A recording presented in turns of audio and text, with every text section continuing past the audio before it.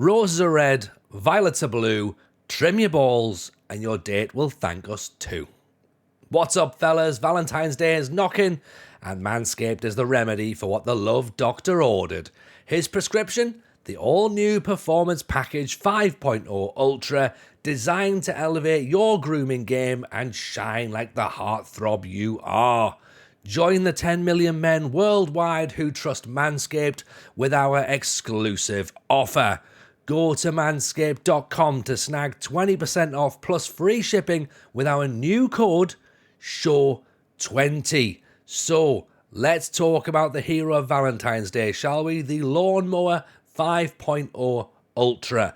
This electric trimmer features skin-safe technology guarding your V-Day treasure against any grooming mishaps. It also comes with their brightest LED spotlight yet. It's brighter than your best romantic smile. Perfect for precise grooming, even in the trickiest spots. Oh yeah, and it's waterproof as well, so that makes shower shaving an absolute breeze. But you know what? That's not everything the Love Doctor ordered. This package also features the Weed Whacker 2.0 nose hair trimmer, Manscaped's liquid formulations, and 2 free goodies: the Shed Travel Bag and the Boxers 2.0, because comfort is king for all my dogs. And for a happy ending, there's the Manscaped Refined Cologne. It's the Valentine's Day touch to your grooming routine. Elevate your grooming routine and set the stage for a romantically smooth celebration. And for all my bearded kings out there, Manscaped brings you the Beard Hedger Pro Kit, designed to shape your scruff effortlessly. It sculpts cheek lines and maintains beard styles, giving you that suave look for your romantic moments. Seamlessly handling even thicker beards, it's the perfect tool for a polished, date-ready appearance. Get 20% off and free shipping with the code SHOW20. That's SHOW20 at manscaped.com. 20% off with free shipping at manscaped.com. Use the code SHOW20 because your grooming game upgrade awaits, ready to charm your Valentine's dates.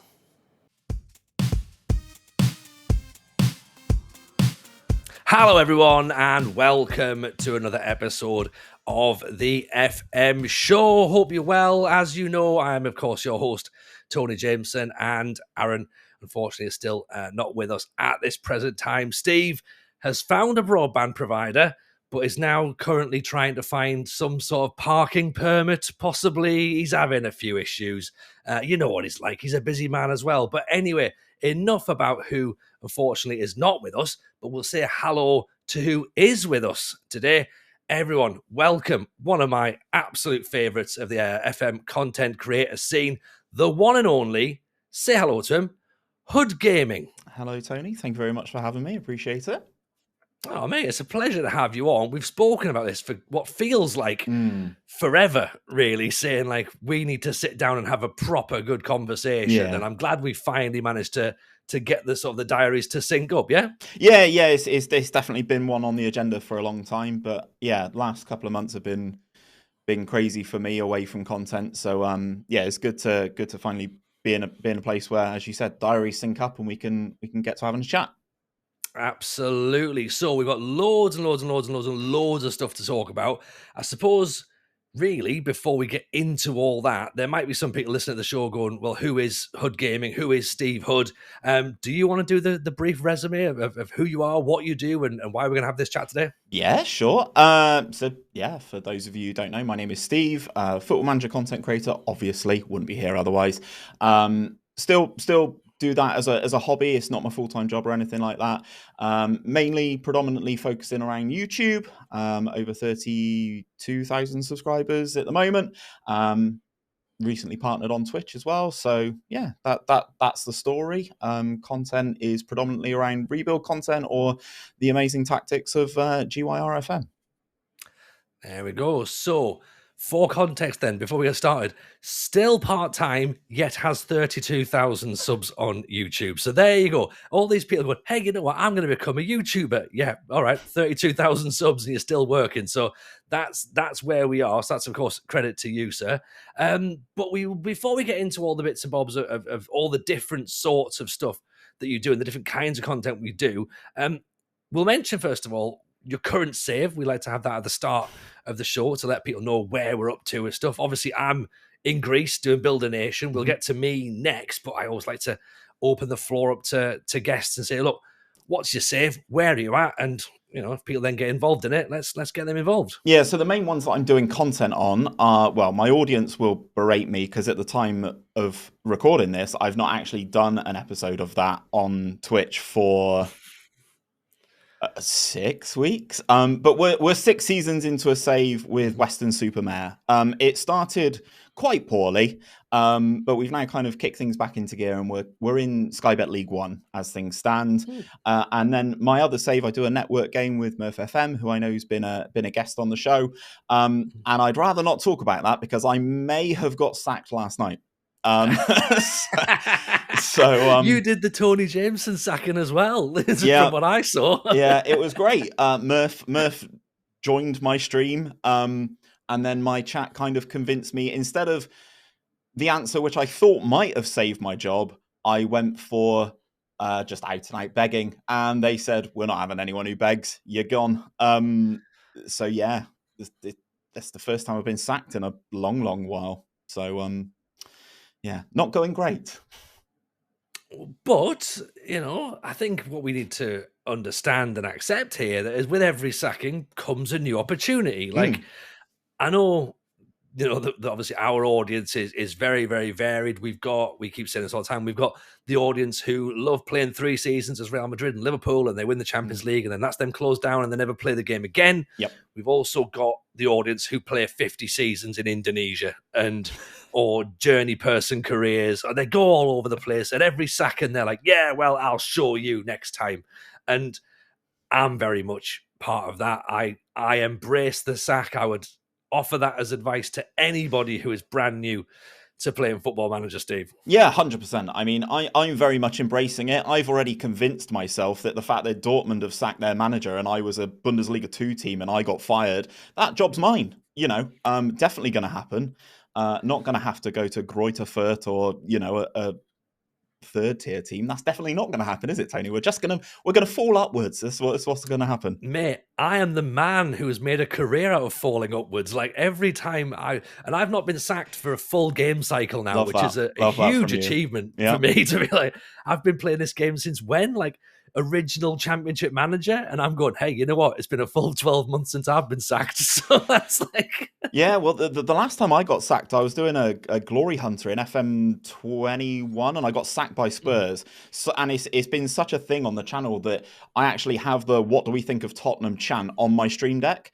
So I think I'm going to have to find something for Hamburg, despite, you know, buying a shirt of theirs. I now no longer have a job there, so that's fun. But as I said, we'll find out what happens with that soon, I'm sure. That's the reference I made, by the way, to the Tony Jameson sacking. Getting the shirt and then being sacked is like, it's a special kind of sadness that you can have with that, isn't it? Yeah. It's made even worse by the fact that I've got Robert Glatzel, their star striker, on the back of the shirt, and he was awful for me this season. So, yeah. Look, it's fine. It's fine. Things could be worse. It is fine. We've you were saying there about getting involved with the chat and stuff, and again, potentially we've got people who aren't sort of familiar with Twitch terminology and streamer terminology. So obviously, you know, YouTube videos you can comment below. Same with podcasts as well. But obviously, when we're streaming, we of course have a live interactive chat, and we build communities around that. We have regular people coming in and contributing, and they get to understand the stories and the narrative arcs that we build. And the in-jokes, I guess, are kind of what make a stream, and it adds it the personality and its own flavour. In my stream, for example, we were saying there about how, you know, it's amazing that I've gone 12 months without getting sacked. We have a sackometer as part Excellent. of our... so we have what's called emotes. Again, for people that maybe aren't familiar with the term, it's like emotes, a little graphic, like what you get like on your phone when you're sort of like sending gifts and stuff. You can create your own custom emotes. So we've got like sort of, you know, TJ sort of celebrations, arms in the air and stuff, and Greek flags for Greece. And we've now got this sackometer of like job safe, job, and he's going. Like, it's that sort of thing. And I'm sure that last one gets used the most. So many more than anything. Like, no matter what I do, I could be winning 4-0 and they're going, he's out, So he's out, he's gone, out. yeah. He's gone. Get him gone. Get him gone board. And the interesting thing, of course, at the minute, I mean, you're in Germany there. Like, are you? In fact, you know what? No, we'll come to you first. So, in terms of being out of job with Hamburg, then you're eyeing up the Dortmund job because, of course, Obviously, that butterfly effect is, well, Hamburg have besat me, and then Dortmund go, hang on, Steve Hood's available. Let's get rid. Sign him up. But there is, of course, that option of the greatest league in the world, which is 3 Liga. Yes. How do you not want that? Well, 1860 München, that job is available. Ooh, and I have applied for it. So, look, I'm a man who will happily drop down and build things back up. They're also a big team, you know. I mean, not quite won a Champions League like Hamburg, but there'd be some good work to do there. There would be some good work to do there. Although I'm absolutely adamant that the tactic that I was using for this works. So regardless of where I end up, I will be using the exact same system that just got me sacked with Hamburg. So I'm very intrigued to see how it works elsewhere. Sort of brings me on to a point that we made with second yellow card in last week's show. And I've asked this of a few creators. And again, this is something that we're going to discuss in a different form. I believe we spoke about this months ago. The idea of going into a team and trying to instill your philosophy on that team. Like, I guess the more in-depth Football Manager gets year on year, we're now in a position where we can do that. Yep. Obviously, back in the day, it would have been you have a limited amount of tactics you can pick from in formations. Instructions were arrows, essentially, back in the old days. Whereas now you can control pretty much everything and you can instill that wider philosophy on your team going, this is how we play, this is what we're going to do, this is what we're about. And then you tweak those individual roles and characteristics. Now, if we were to say, what is Hoodball, for example, what would be, or even if we take the tag off Hoodball, what is the Steve Hood DNA and philosophy that you go, what's your absolute, I must have this and I cannot compromise it on? Well, that's very difficult because in content terms, I always, when I'm doing saves for YouTube videos, because I do work with GYRFM, who is a guy who we'll talk about later, I'm sure.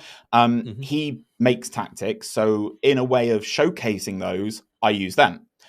So I actually get a lot of stick about this because people are like, you know, this is Football Manager, building the tactics, the main thing. And, you know, it's just a simple piece of cross promotion at the end of the day from a YouTube perspective.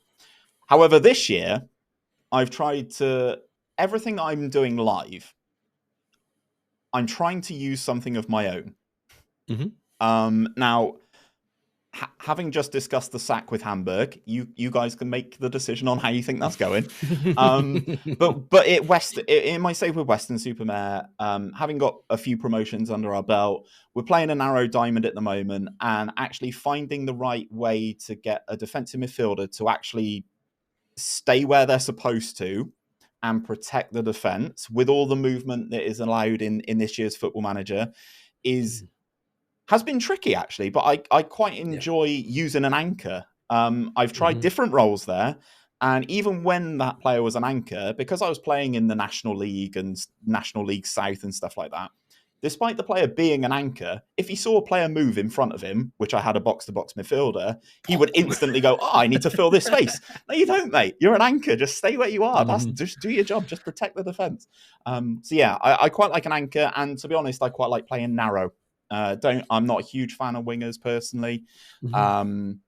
So yeah, narrow would be quite good. And but I also threw out a strikerless tactic in the early access for Real Madrid, featuring one Mr. Jude Bellingham as the main goal threat. So that was mine as well, which people seem to forget. So I think that's interesting. There's a couple of points that we'll sort of circumnavigate on around this one. So of course, we say, you know, within the content space, and not just in terms of YouTube videos, also PvP, which again, people may or may not know, Football Manager does have a game mode where you can play against each other in both just for fun, you know, taking your team. Like I can take my Larissa team from season 7 and play Steve's Western-super-Mare team from season 7. We could pit those teams against each other. We can also pit ourselves against each other with a draft pool, like fantasy football, essentially, where you can pick the players from around the world, create a team, and go head-to-head that way. Now, I suppose, like Aaron, your sort of your primary content tag would be tactician, I suppose. Obviously working with GYR, who's building all the bits behind the scenes, and then you're sort of driving it. I mean, is it that kind of, I suppose, Formula One sort of analogy? Like Steve builds the car, you get in and you're the racer, and it's like, well, what works? Can you have one without the other, or? I mean, to be honest, with the stuff with G, I mean, he is very much the brainchild. He's like Neo in the Matrix. He sees things in zeros and ones. He will. If you gave a save that you've played for a season to me and said, Steve, what's wrong with this? It would take me a while to figure out, going in, watching games, figuring stuff out, what you're trying to achieve, etc. Gareth will look at one game and he's got it. And that's the level, like, yeah, okay, I can look at stuff, I can figure out what's wrong, I can see why things aren't working. Like that anchor scenario that I mentioned with Weston, that it wasn't the anchor that I needed to change, it was the man in front of him that I needed to change, because I could see he was moving forward. So that's fine. I was able to determine that. Everything else is, the man's, honestly, as I said, Neo in the Matrix is how I refer to him. He sees things that other people just don't, really. Yeah, and a little sort of teaser and a carrot dangle, by the way, for anyone who's part of our Patreon. We do actually we've got an episode booked in where we are going to get under the hood. There's a little pun for you.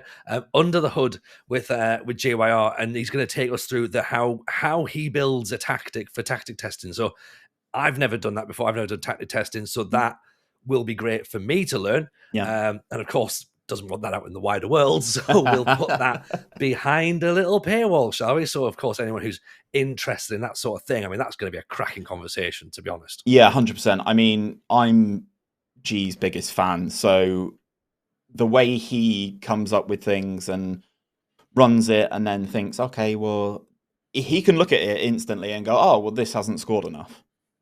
And it could have won the league, but he's like, it's still not scored enough. Let's run it again. Let's change some stuff. So yeah, that would be a very good episode. I will be making sure I tune into that one. Patreon or not, I'm in. Oh, absolutely. I'll be getting my notepads out and everything. Like, because I think, and again, like, this is one of those things where I suppose I put a bit of a target on my back myself, to be honest. I've made it very much, I'm sort of the pantomime manager, really, like, Tony, he doesn't know too much, he goes and gets sacked, he's just there for having a bits of laughs and stuff. But I think that I'm starting to make people understand that maybe I actually know what I'm talking about now on the game and stuff. And this year, it's interesting you talk about diamond, because I've considered a diamond with Larissa, but I'm very keen on keeping the wide players and spreading the play, because looking at all the other teams we're playing, there tends to be quite a bit of space for us to play into. And if I get these specific players that will work, like, I always bang the drum constantly, like the TJ DNA is determination, work rate, teamwork, fitness. Okay. Like, those are the keys. I want players who can run for 90 minutes for the shirt. They will do everything they possibly can to help their team out. We can teach you technical ability after that. But if you can't do those basic things, then you don't fit in. Like, I can't carry players who've got work rates of 9. Like, it just doesn't work. Because I'm playing an incredibly simplistic system where if one piece doesn't work, the whole thing comes down. I say simplistic. I've started tweaking a 4-3-3 that got us promoted from Division 2 into Division 1. Okay. And we're now got a 4-3-3 that's quite interesting, actually. Okay. You mentioned an anchor.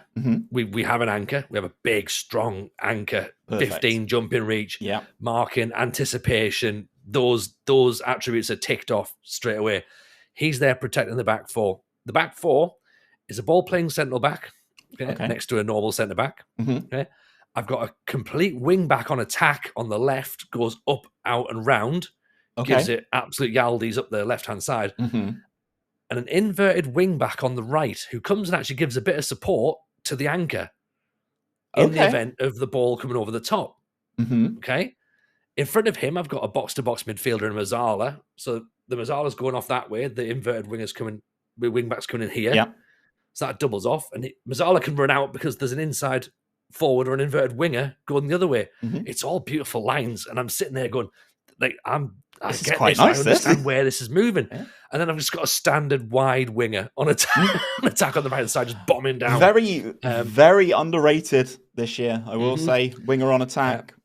And oh my God, I love a pressing forward. Okay. I love a pressing forward. So, and the way that's playing, I've not got the greatest players in the world. I've not even got the greatest players in Greece.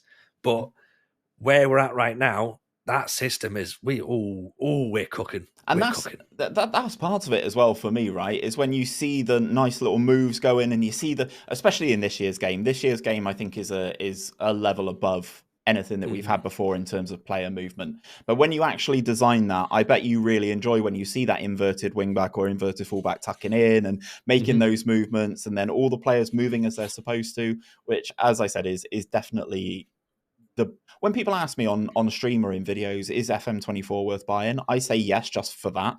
More than anything else, I say, yeah, okay, it still looks the same as it has done the last couple of years, but this year's has that level of something that has never been in the game before for me. Yeah, 100%. Like, I loved the fact that you can bring your 23 save into 24, right? I haven't done it myself personally, but I love the fact you can do it. But what I did when the early access came out was, because I knew that 23 would play in 24, I used my 23 tactic and I plugged it straight into 24. And I was watching it going, oh, this plays very differently. This plays very differently because we had a 3 at the back system where the centre back on the left would go wide, and I had a halfback rather than an anchor. So the halfback would drop in to cover for that third centre back. I mean, it did on FM23. It does not on FM24 because my other centre back's gone, look, a ship. And it's gone. I'm like, why is the halfback the only defender? Yeah.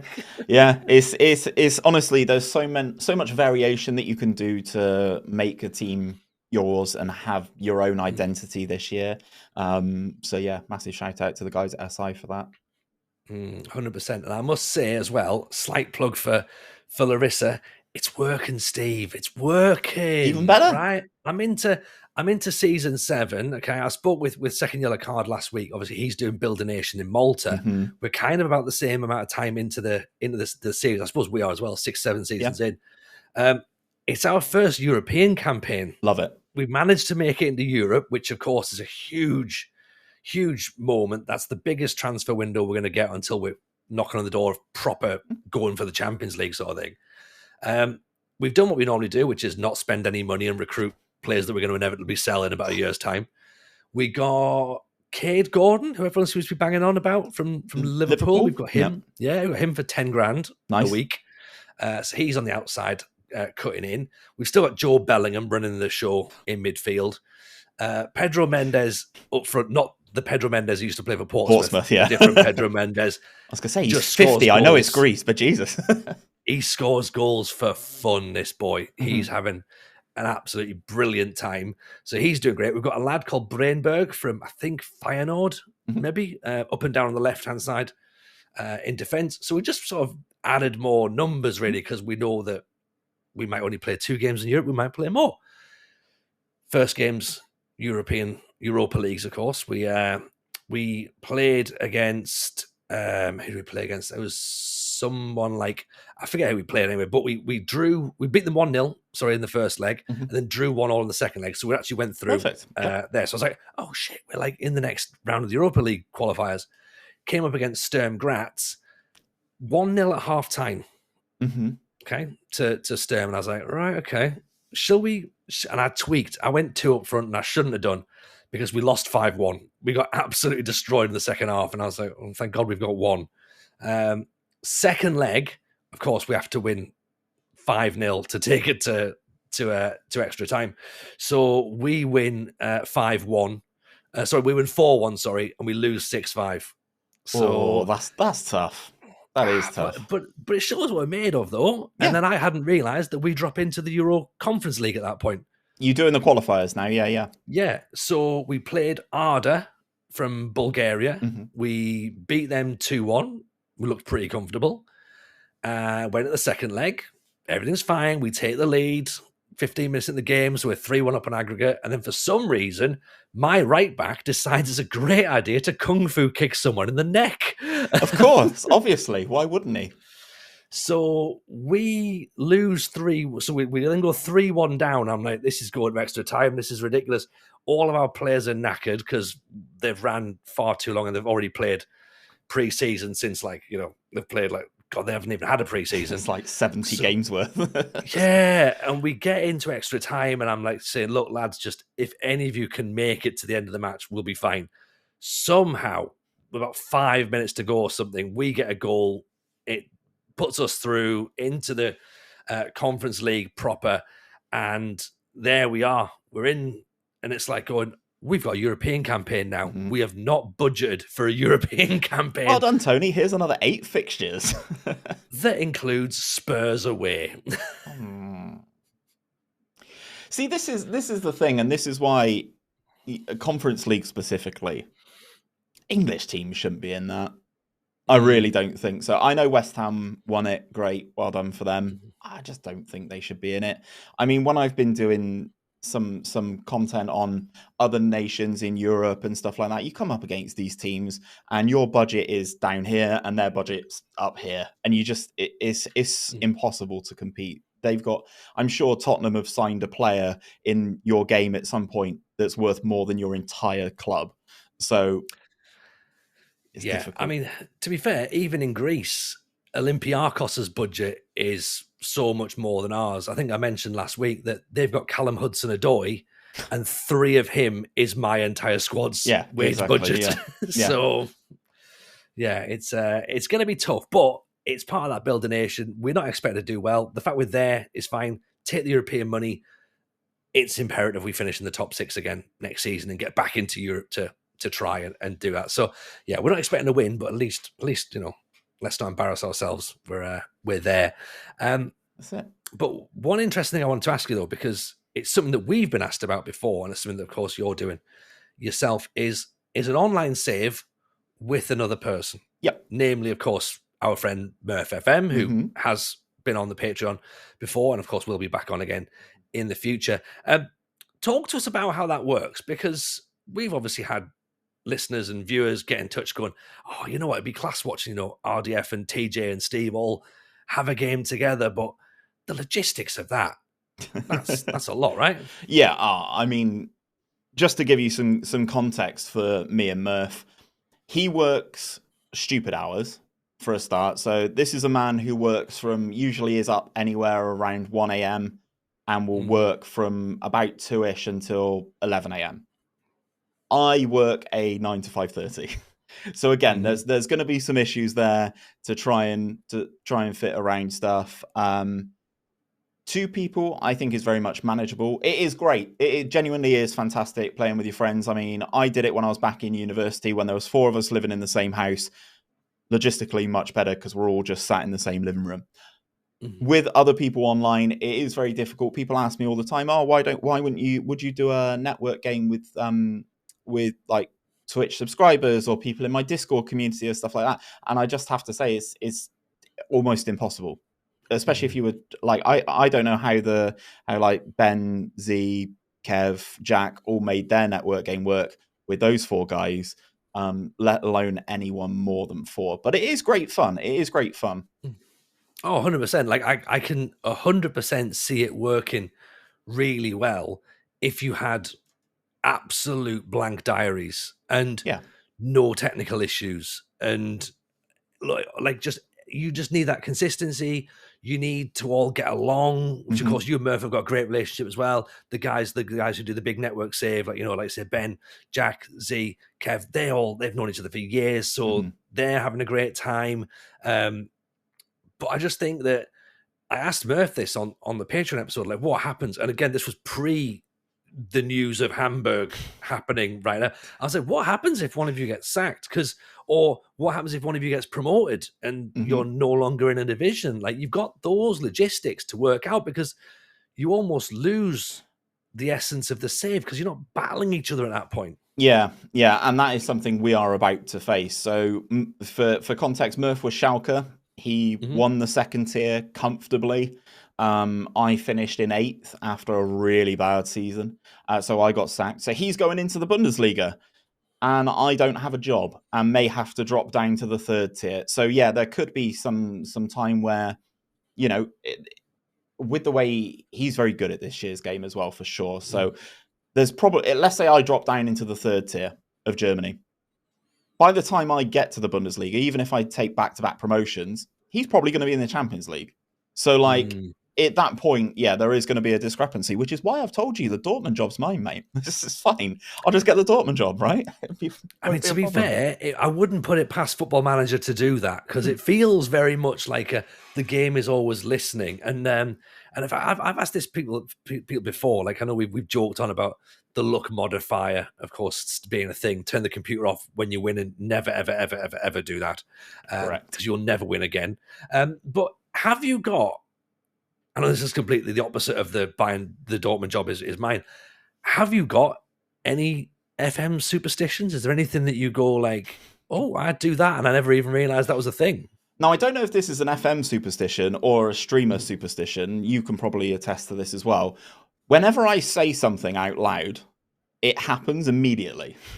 Yeah.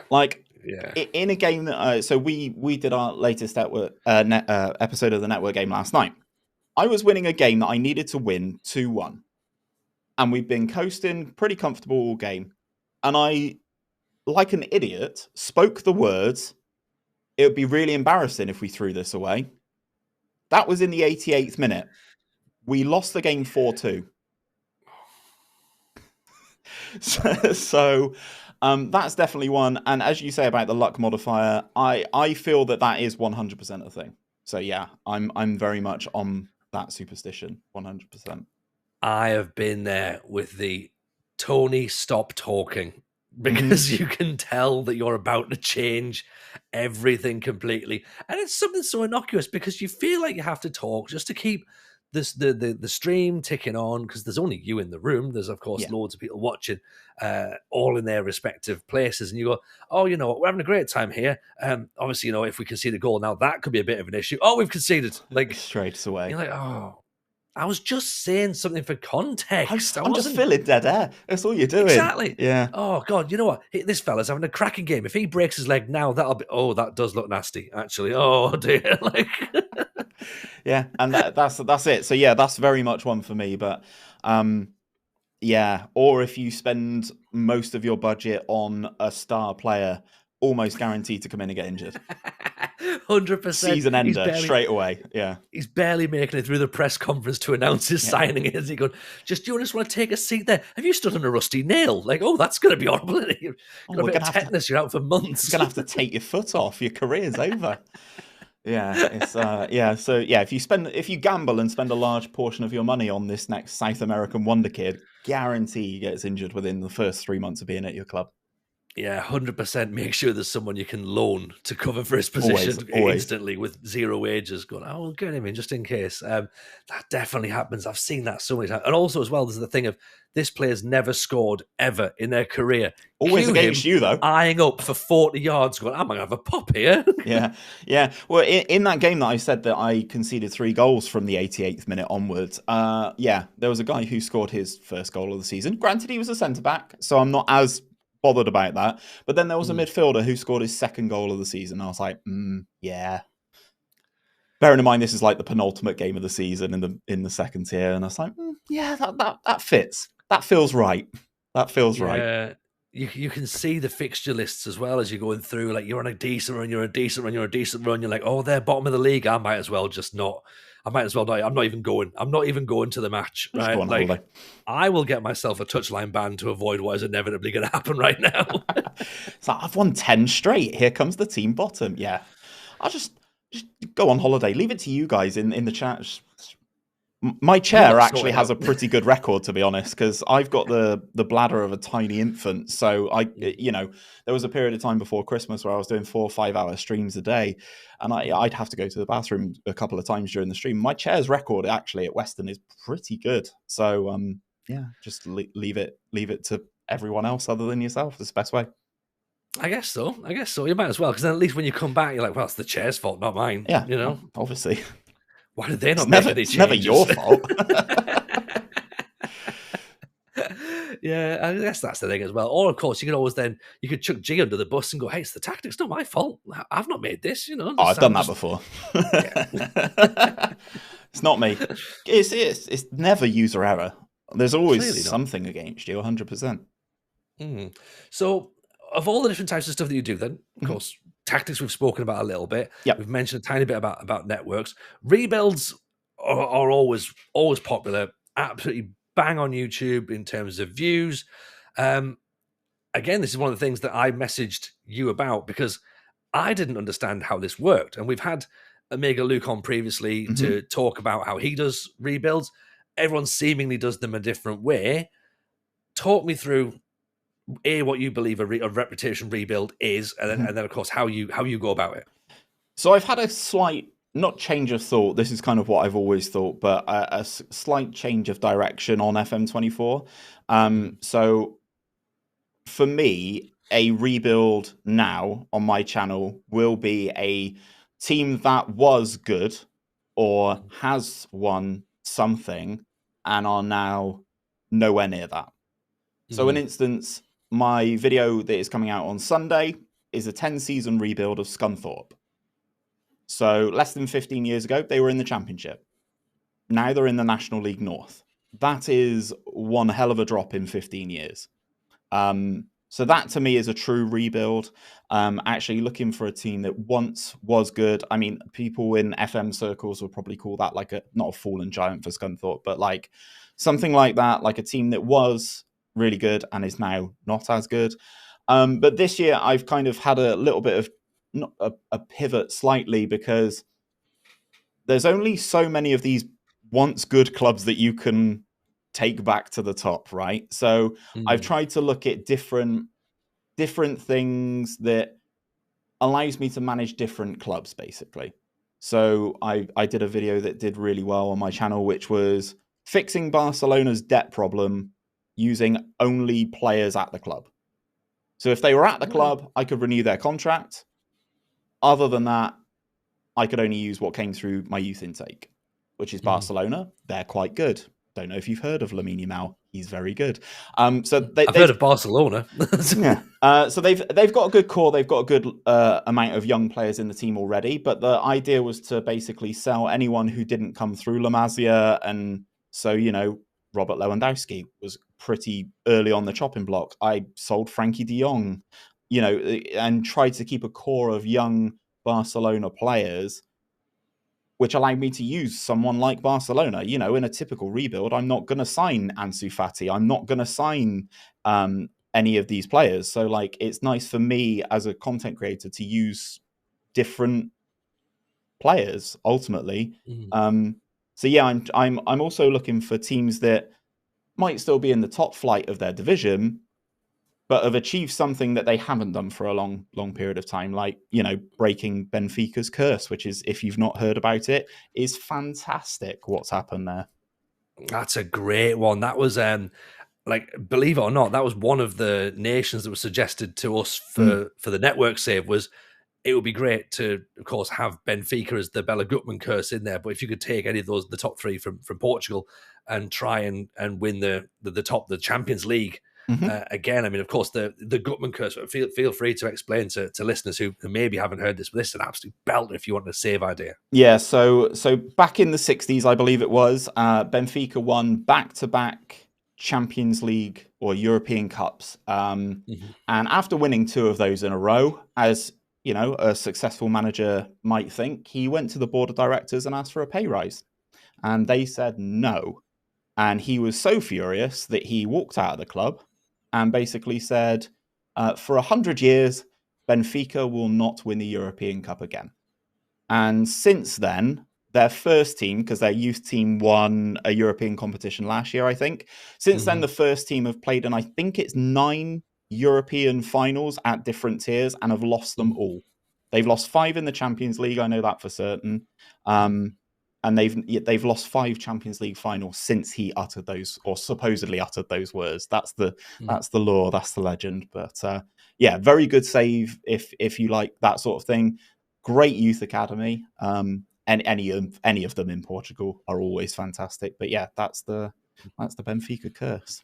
It's an interesting one with Benfica as well, especially when you go back in the day and you go, no, hang on, they had Oscar Cardozo and Javier Saviola up front with Angel Di Maria. This club's surely going to do stuff. No, apparently not. Yeah, if you look at all the players that have come through, I mean, like Ruben Diaz was there as well. Like there's lots of high profile players now in world football that have come through that team at Benfica, and they always have these players, and they've got another crop of amazing players, and they've recently added to it with Brazilian Marcos Leonardo. If you play FM, you may know who he is.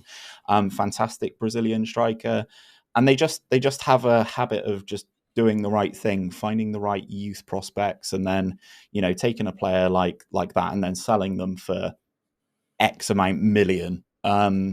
It's just amazing to see. And for a team, they're not the most unlucky. I think it's Juventus who have lost the most Champions League finals in their history. But to lose 5 is quite harsh. It's time to say hello to the newest sponsor of the FM show. Everybody, say hello to Full Time Prints. Full Time Prints offer a variety of prints to give football fans the chance to remember their favourite football moments forever. They currently offer a range of goals, team sheets, commentary, and league tables.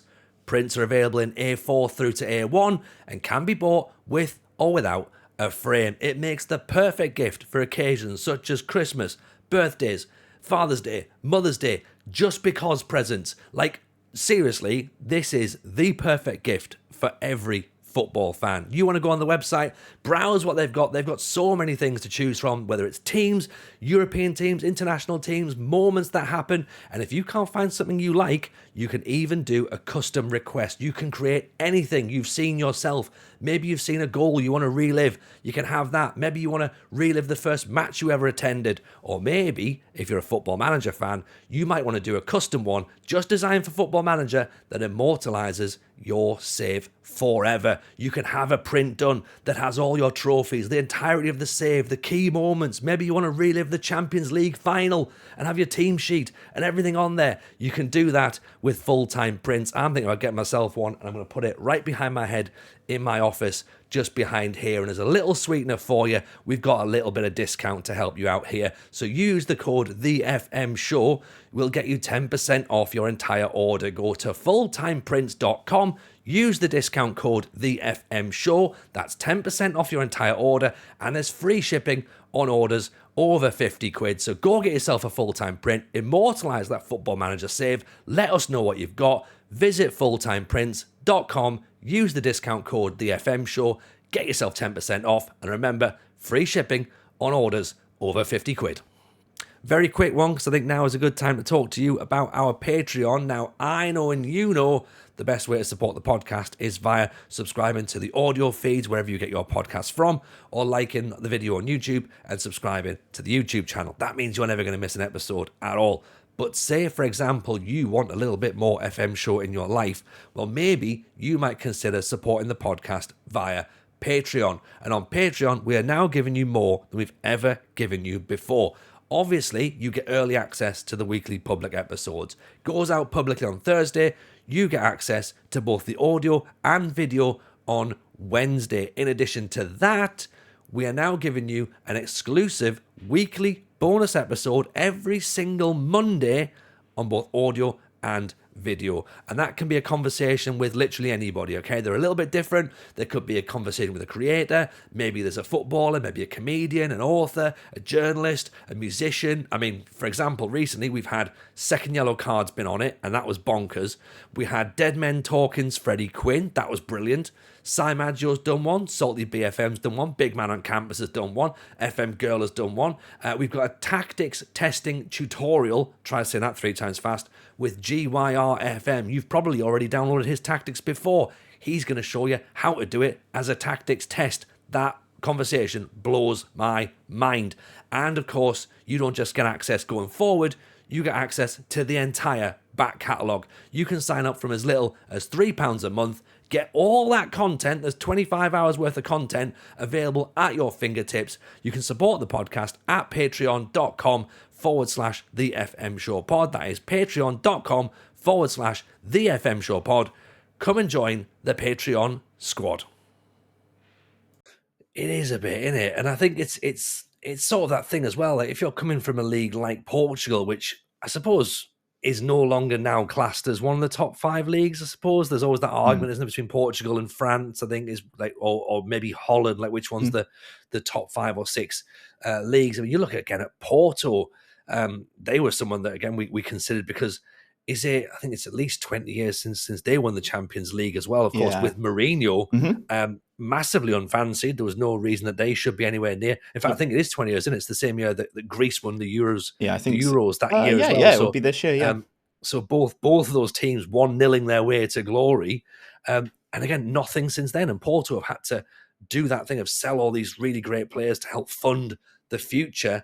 And these, for me, are your sort of your fallen giants, your rebuilds. And what I found interesting when I messaged you about it, because I was sort of like, I've spoken to a few people about trying to get YouTube stuff working, and I know what I'd like to do, and I know that what I could really do with is 37 hours in a day, because 24 just isn't enough really to get all the things done that I need. Yeah. And I remember speaking to you going like, all right, okay, so a rebuild, I understand what goes on now. 10 seasons seems like a lot to play. Yeah. In my head, I was like, you play all the games, right? And it was the first time that I'd even considered the idea that no, you don't. No, and God, no. Like, no. Well, what do you mean? What happens if you get sacked? And the control freak in me just lost my mind. I was like, I can't possibly. No, I just do the fun bit of signing players. That's it. I just play the summer window and then just go, yeah, that'll do. Go on holiday. Go and make a cup of tea. Go and make your lunch. Yeah. Which I must admit, since upgrading the PC, it's nice to do a season in 20 minutes. Yeah. But yeah, I mean, God, I wouldn't even think how long that Scunthorpe one would have taken if I'd have played all the games. Wow. Because yeah, like I said, for some reason, it never occurred to me that you don't have to do it all, Tony. The computer can do it for you. But then I was like, well, hang on, because I started reverse engineering it and going, well, so I'm going to need to know a tactic first of all, and again, because I go in with this idea of this is what I want to do, and I'll build the tactic around what I've got in front of me. A lot of it's going to be trial and error, and historically, it's been more error than trial, to be honest. So I sort of felt like, right, I'm going to do a reputation rebuild of Bolton, and then realize that, by the time that we sort of like get to Christmas, I'm not at Bolton anymore. Like that's like, turns out Bolton were going to just leave. They're going to stay. They were happy where they were. Like, I just couldn't understand how that process works. Yeah. Has it failed? How many times has it failed? Well, I use RDF Tactics, so I'm going to say hardly ever. But it does happen. It does happen. If you come back and you're like, oh, that's not gone according to plan. Why is that?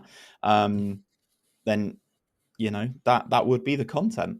It's like, welcome back for season 4. I'm not here anymore. It's over. I got the boot in November. But they did really well after they sacked me. They did really well.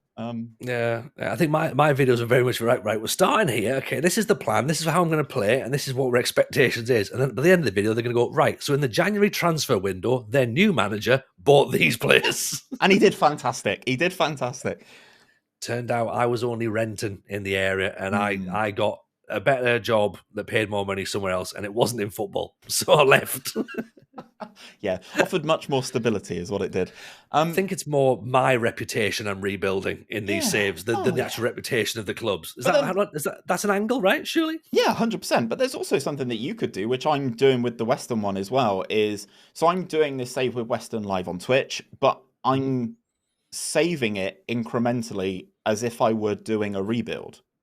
So I'm going to make a video of it all when I'm done.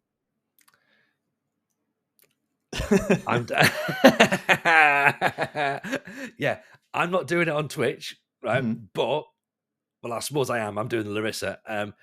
We save every end of season. Yep. End of season save file goes in the Discord. Love it. For subscribers to help with scouting and to sort of go, right, if they want to pick up and run the save from themselves, because we realized that when we did the British Steel last year, people were interested in we got to a certain team and they were like, I'd love to see how that team plays. And I was like, well, look, there's the save file. You go and crack on with it. We've got to leave and go and do something else.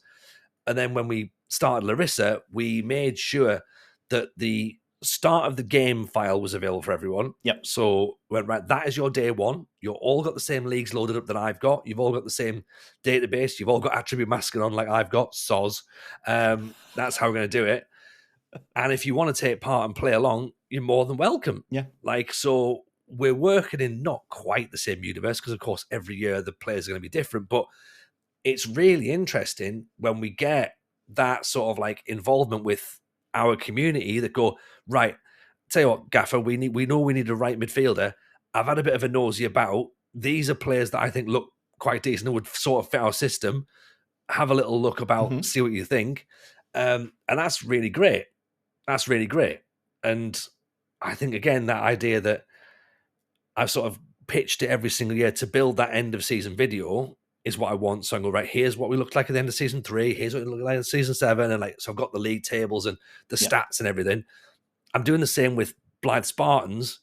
But what I'm doing is I'm stacking all that up and then going, oh, I was meant to edit that, wasn't I? Like, oh, okay. So I started off with a bang, 3 videos, and then I've now got about another 3 seasons worth of stuff going. I'll get around to that.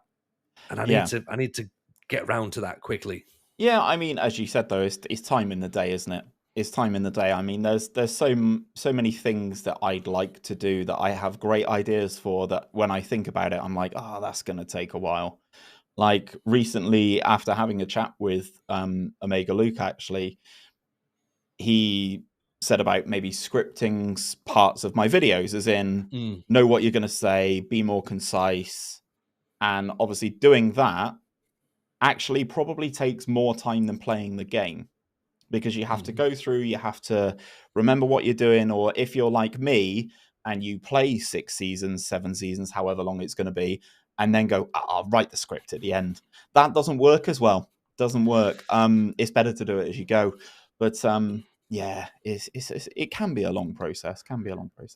Yeah, it might surprise you to know that that with producer Steve, a lot of this show is now scripted. Otherwise, I would be left to my devices, and who knows where the show would go. Really, I mean, it's I'm the same. Like I am the same when I'm putting stuff together, and I guess this is part of.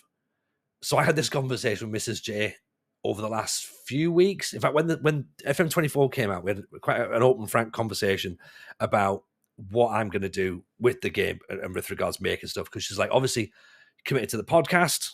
That takes up a lot of your time. We're then going to start making Patreon content. That's extra time.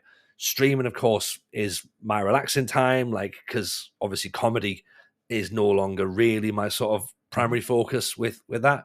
And then she was saying, well, look, you got all this stuff to do. And then like, when you're going to actually edit the stuff that you need to edit, because you could really do with a presence on YouTube, you could do with a presence on TikTok. And I was like, right, okay, fine. So I had some conversations and I spoke with a few editors and stuff, and I was like, right, I think I've locked something down. I'm happy they've got a bit of time.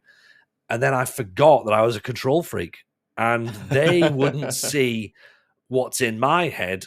And because I haven't scripted it, they just have to work it out. And my mental health at that point just went, or we could just sit on it and nobody needs to know that it's anywhere. Just leave this on my hard drive.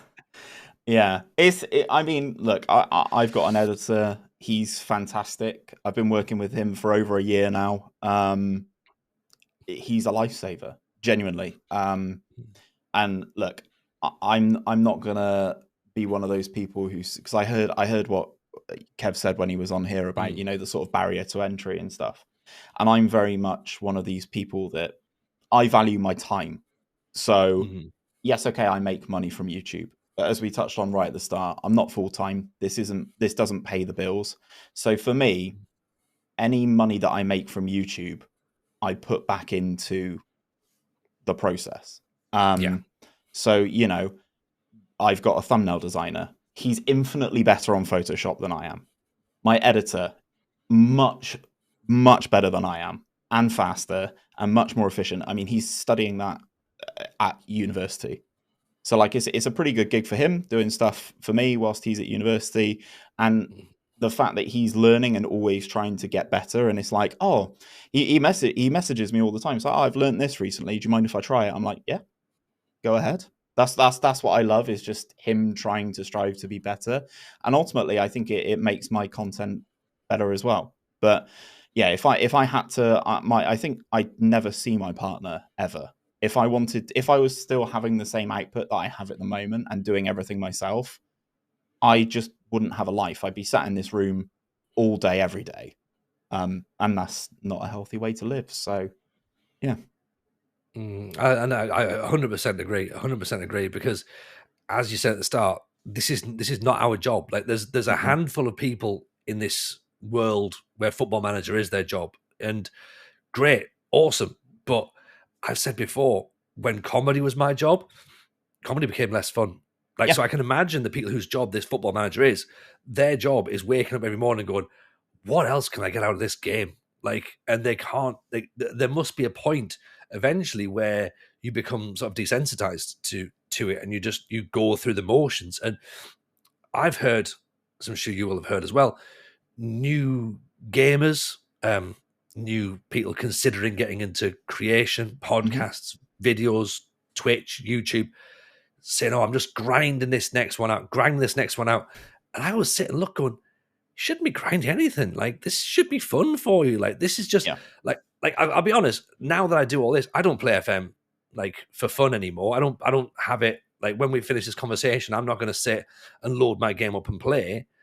Like, for me, the only time I play FM now is when I'm streaming. Like, and that's my time that essentially I rationalize it with. I would have been doing this anyway. Now I can have a chat with some people while I'm doing it. Yeah. I don't see that as, oh my God, I have to do this. And I know I've kind of contradicted myself slightly by going, I should make YouTube stuff, but that's only because my brain is still business brain from comedy. Like, all right, let's see how much we can get out of this.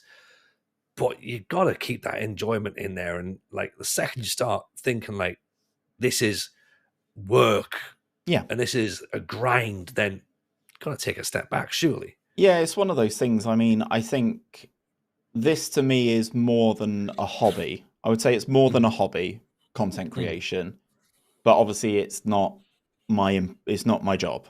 It doesn't pay the bills. Would I love to be a full-time content creator? Yeah, of course I would. It would allow me a lot more freedom, being my own boss and stuff like that. But at the moment, at the very least, it's not at a level where that's a possibility. And I wouldn't want to put my life, my partner's life in jeopardy in terms of our lifestyle and the way that we do things because of that, So yeah, I mean, there's a lot that goes into stuff, and I've definitely heard that, grinding stuff out as well. And I used to have that mindset.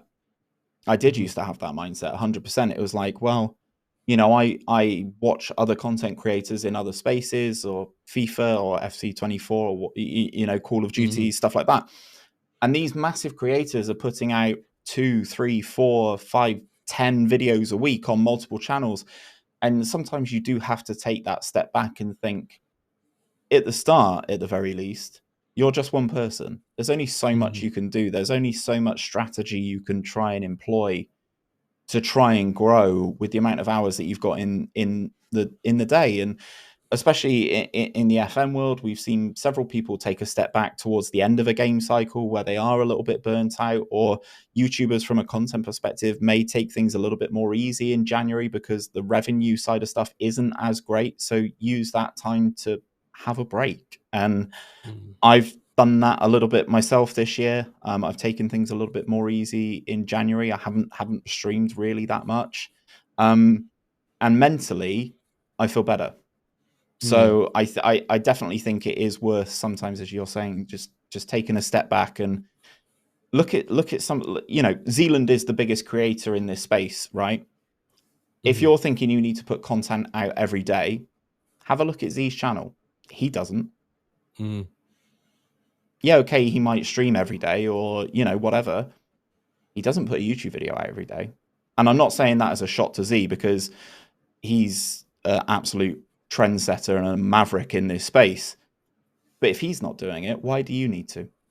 I think it's again, if I have the parallels with the world of comedy, like looking at how comedy is changing now, even my mates, I see every single day an Instagram reel, there's a TikTok, there's a Twitter video, they're at a gig, they're doing a routine, they're putting their content out every single day. And there's part of me looking at that going, how many gigs do you need to get on to be like burning through this sort of stuff? And like, it's got to be good, it's got to be great. And Mhm. you're chasing those hits, those views. And it's like, you know that there's certain people in the world now who are only judging success by views and by follows and Yep. things like that. And that's fine. You know, that's how the entertainment industry is. But remembering, of course, as well, that as much as we talk about this, we've got a larger audience listening to our show Mm. who maybe don't take part in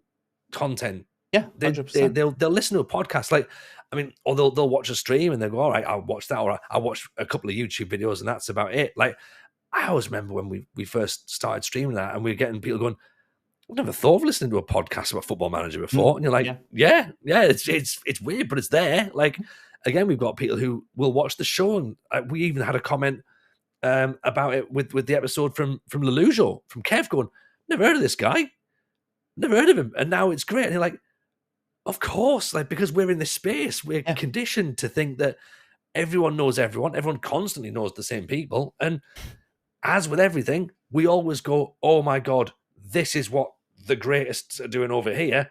We have to do that. Otherwise, if we're not doing that, well, we might as well not be bothering. Yeah, yeah, and that's it. I mean, one of the guys I watch a lot is a Call of Duty guy, predominantly, or first person shooter guy. Tim the Tap Man. He's an American streamer, lives in Florida, seems to have a fantastic life, because I'm sure he does, right?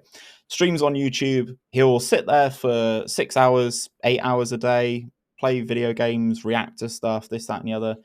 But the company that he employs, which is super weird that it's based in Swansea, but never mind. They're based in Swansea, and they chop up all of his stuff. So it's like, Brilliant.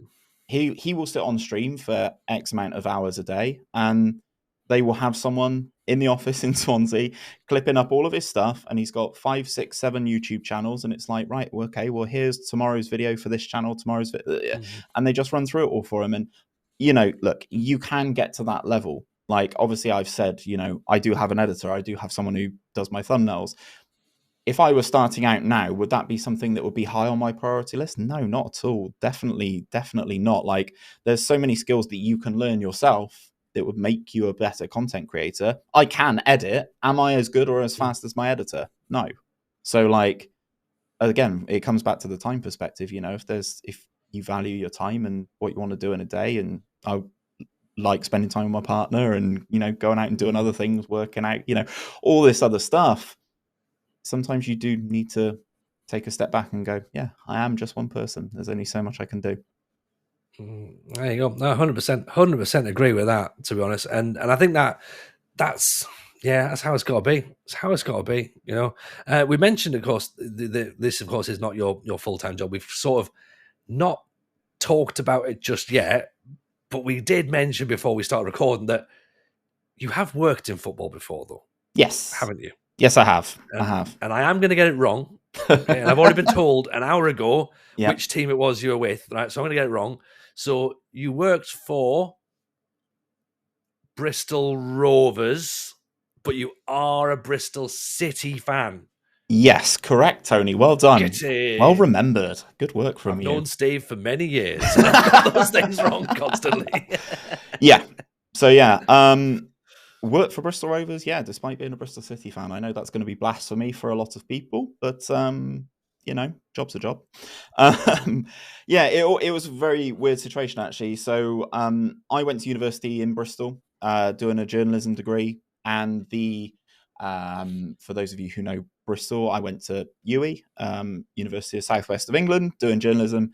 And at the time, that was when Bristol Rovers were trying to have some sort of stadium on UWE's campus, basically. Is very, very similar vicinities in North Bristol. And an email got shot round to the entire journalism department saying that they were looking for interns. So this was when I was going into my third year at university, going into my final year.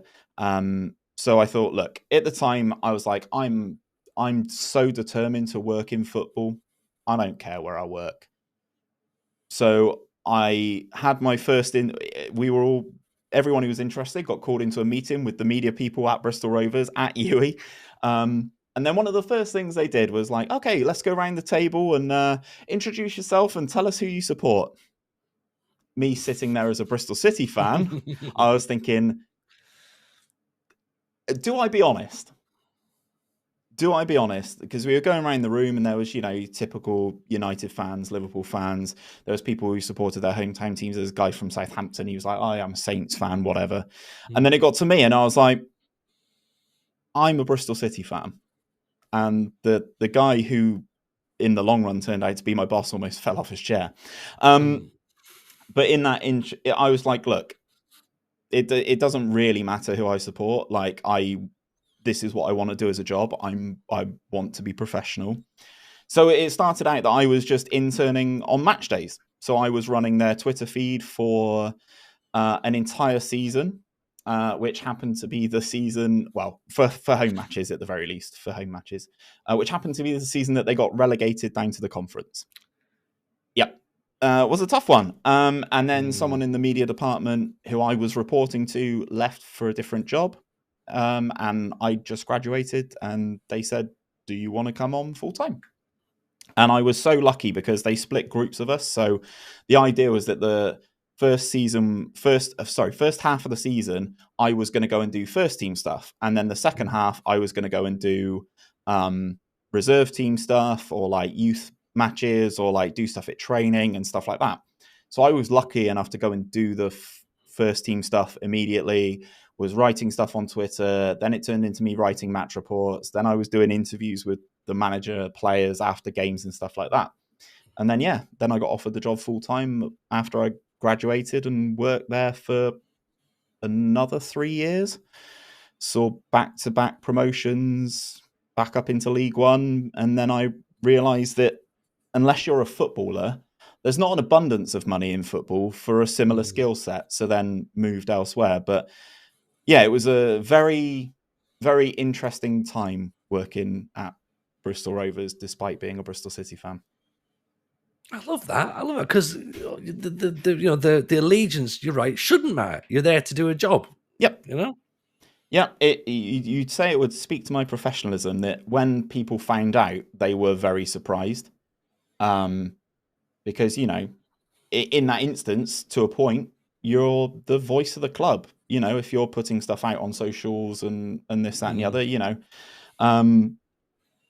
it's a very demanding job, especially, I don't even know how some of these people who do that job for bigger football teams even deal with things.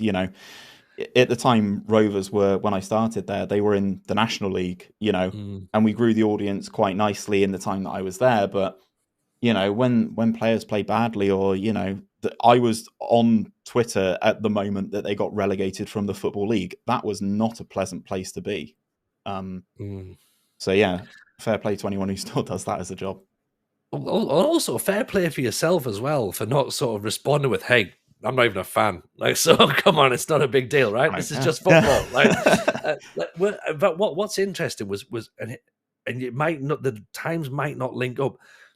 Were you still employed around about the time that Bristol Rovers became really well known for their little sort of gold gifts?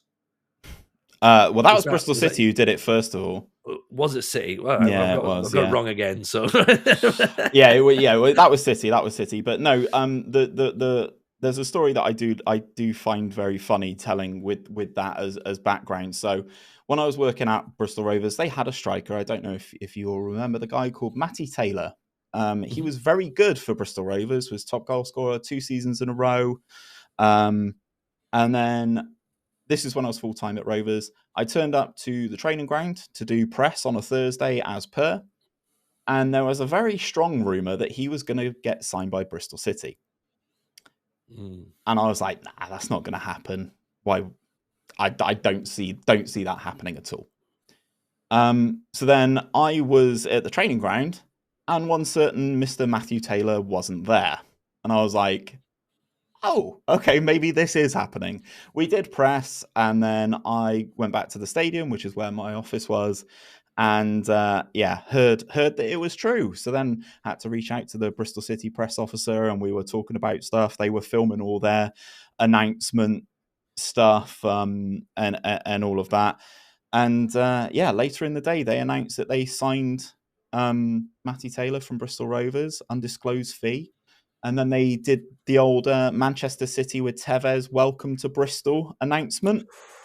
Ooh. Which is a bit harsh. But then Bristol City were playing a game that night at home to Sheffield Wednesday. So whilst I was talking to the press officer, I said, chuck me a ticket, could you? I'll come to the game tonight.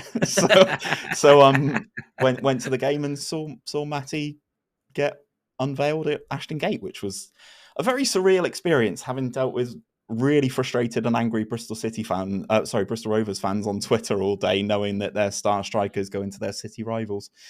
So very fun day. Okay, so I'm just thinking, therefore, and again, some of my ideas just spin round. I throw a lot of stuff against the wall, Steve. Some stuff sticks, some stuff doesn't.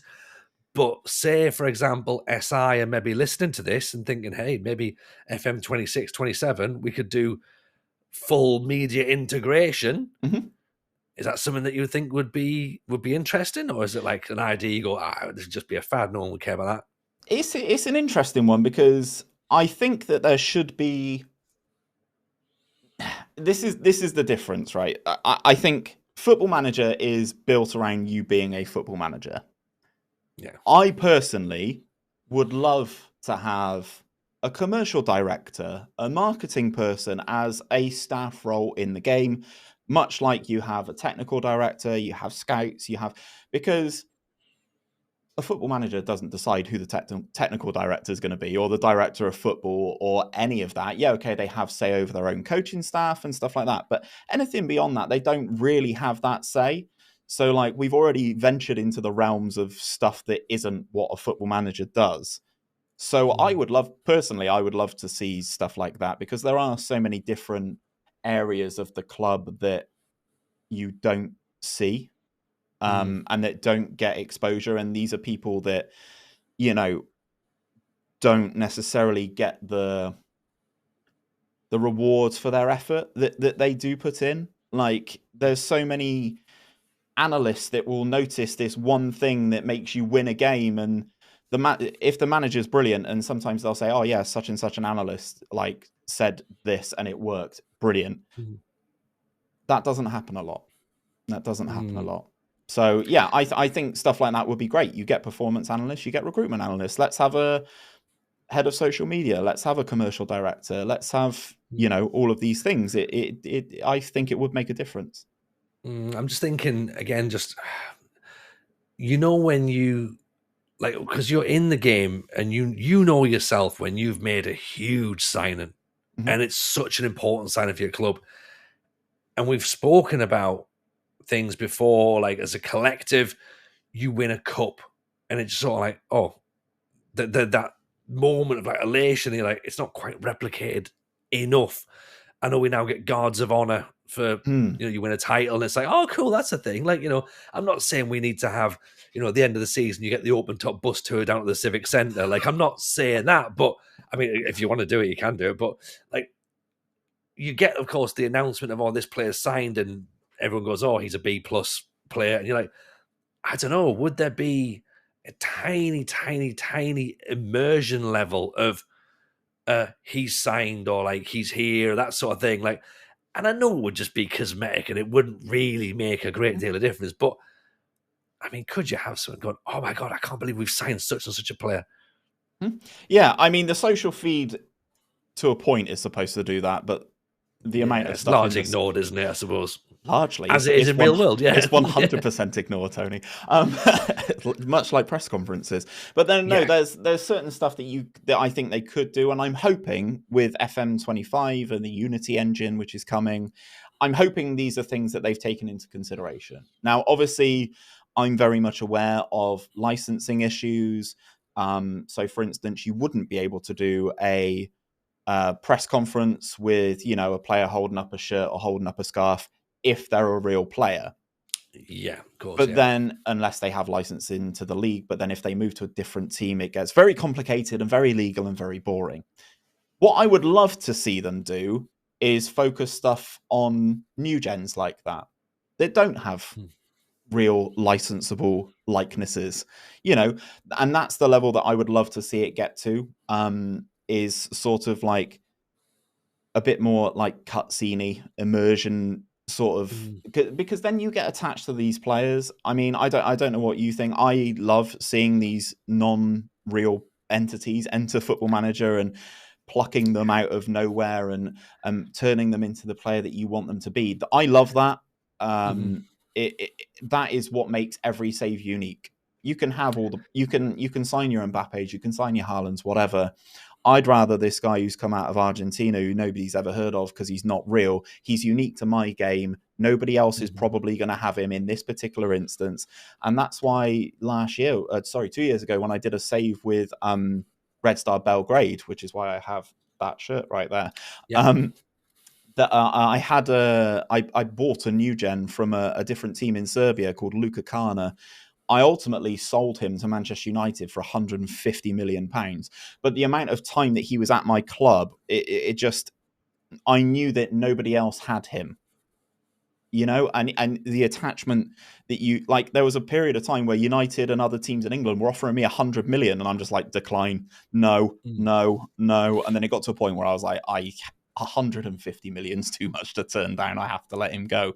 But I just feel that attachment, and I think that could be something that hopefully will come. If it's not in FM25, it comes in one of these future iterations, that when you see these players come into the game, like you can see new gens now that come out as gay, which I think is a fantastic touch as well.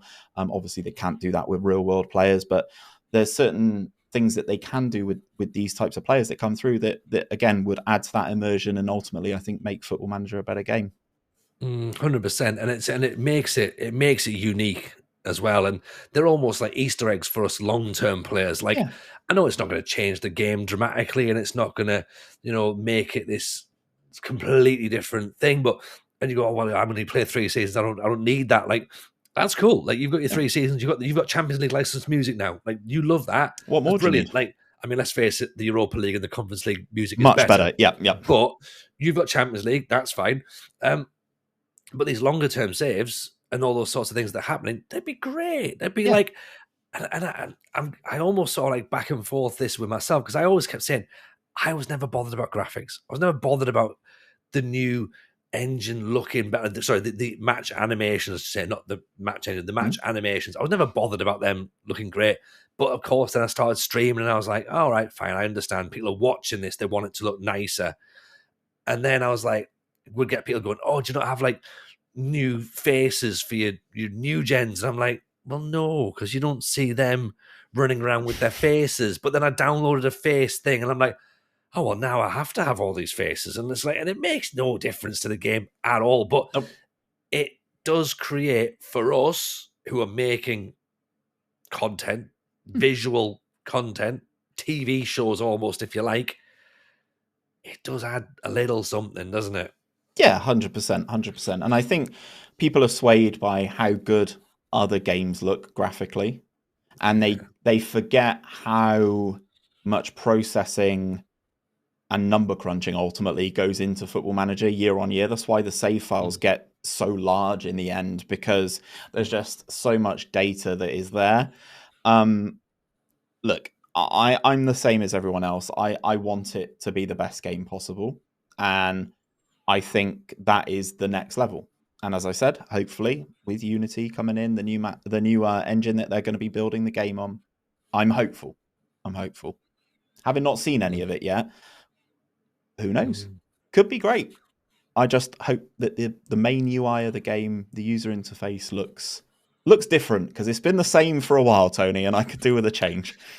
Well, as Miles says, this is the love letter to the current Football Manager series, so theoretically, the UI should in theory, look different next year. And if it does, great. If it doesn't, well, we'll work with what we've got, I guess. And of course, the skinning community are out there doing Yeah. fantastic work, creating stuff going, we want things laid out in a slightly different way, which is fantastic when you realize that some of the stuff that's not easily accessible on the game. I mean, shout out to Saz, who makes the skin that I'm currently using. And you find all the data plots, and then you realize that FM Stag is making some stuff as well that just plugs in that skin, and you're like, oh, here's all the data that's available to you. And you're like, oh, now isn't that interesting? Yeah, Because that's not on the normal home screen, but all of a sudden I've got everything I need right there. And that's when you start going, my game's changed again. Yeah.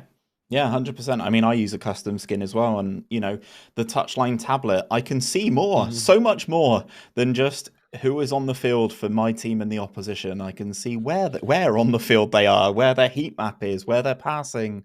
There's so much data that the game tracks, but hasn't been the best at displaying that information. Now, whether or not people will find that too much, potentially. That might be why it's not in the base skin that comes with the game. It might be too much. They introduced the data hub, which, if you know what you're looking for, like I'm sure I'm sure Aaron is like that. Gareth is the same. They'll spend time in there figuring out what's good, what's bad with their team, and you can do that.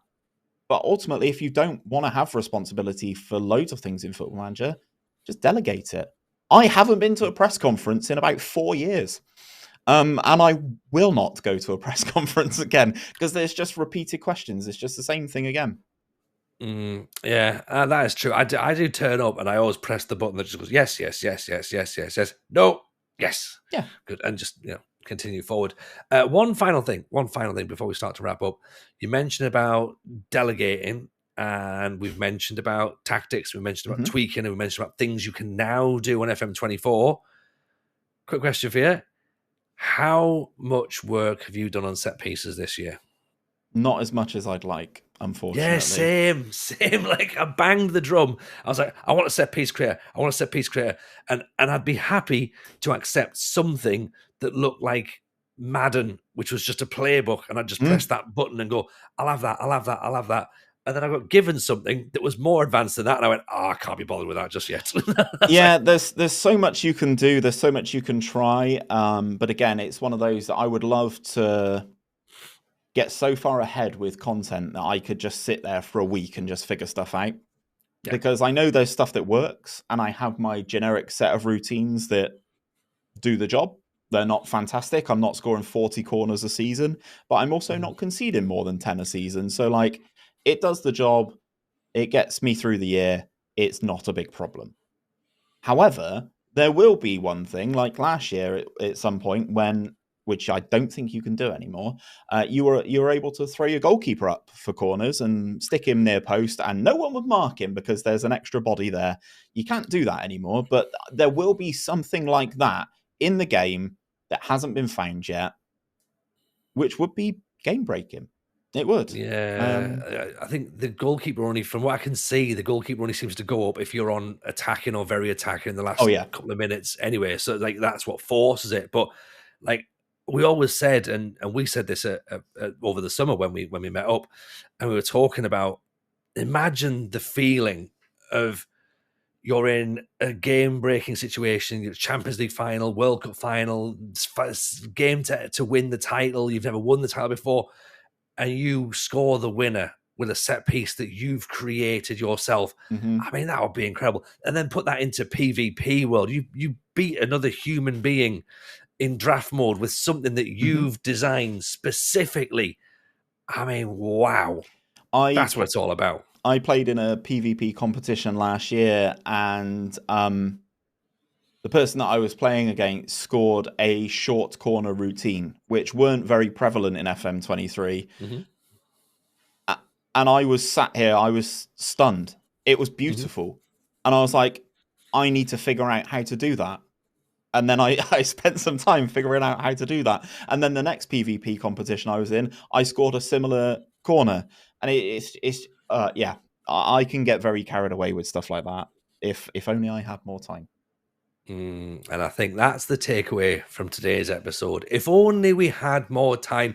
Steve, if we had more time, we'd talk about more things. So instead of that, let's look to get you back on in the future. We'll talk about more things there. Before we go, however, we should probably say a massive thank you to everyone who's joined us on Patreon. Okay, so of course we have got some fantastic patrons who have come over recently. Hello to David Griffith, Bruno Ottens, Soren Moore. I think I may have said that wrong. And if I've said that wrong, I've possibly said Andre Bogosian wrong as well. So apologies to you if I have got those wrong. Thank you so much for becoming members of the Patreon. And you will see that episode with GYR breaking into how you build a tactic. That'll be coming very, very soon. Steve, if people want to see more from you, your content, your streams, where can people find you? YouTube, TikTok, Twitch, Hood Gaming UK on all platforms. Thank you very much for having me, Tony. Appreciate it. Mate, an absolute pleasure having you. Thank you so much, of course, for coming on. If, of course, you want to follow the show, make sure you do that. We're on the social media as well, of course, the FM Show Pod. Obviously, make sure you like the video if you're watching us on YouTube. Drop us a comment as well, good or bad, because it helps the algorithm, doesn't it? It very much does. Moving up, just put an emoji of a football if you want. That'll do. But yeah, talk to us about what we've spoken about today. Of course, if you want to drop us an email, it's thefmshowpod@gmail.com. That's thefmshowpod@gmail.com. And of course, we'll go through those mailbags in future episodes, and we'll address some of the things that you want to talk about. Of course, thank you, as always, for being part of the show. Steve, it's been a pleasure having you on. Everyone, we're back, of course, next week. This was episode 30 of the FM Show. I'm, of course, your host, Tony Jameson. Our guest was Hood Gaming. Take care of yourselves, everyone. Stay safe. We'll see you next time. Want to learn even more about Football Manager? Subscribe to the Patreon. Just visit patreon.com/thefmshowpod. Don't forget to rate and review, and follow along on the socials at the FM Show Pod.